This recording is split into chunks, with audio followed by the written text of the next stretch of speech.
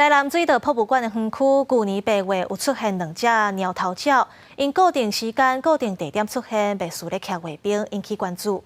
不过今年2月因熊熊消息，最近官方是伫咧树林发现这鸟头鸟有1家伙仔，拢总5只，佮回来到园区，实在真古锥。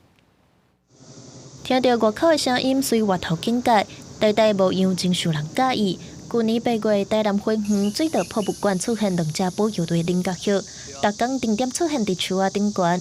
不过今年2月却消失去，官方原地动作可能是受到干扰才离开，去找其他的生态地。想袂到今年6月，2只菱角蟹总算飞回来，而且一口罩5只拢总带回来。习惯于这个地方，所以他们在这个地方等于是定居了。那可是，在今年年初的时候，有一度不见。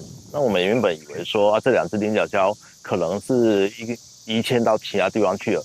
这2只菱角鲛不但回来了，而且还带了3只的小菱角鲛回来。环境真袂歹啊，水，真是水，空气阁好。去年研究生态野生动物保育协会表示，菱角蟹为着要避天敌，介意伫日食有人活动、暗时僻静的所在，而且水稻博物馆的树仔生甲悬个旺，真好密起来。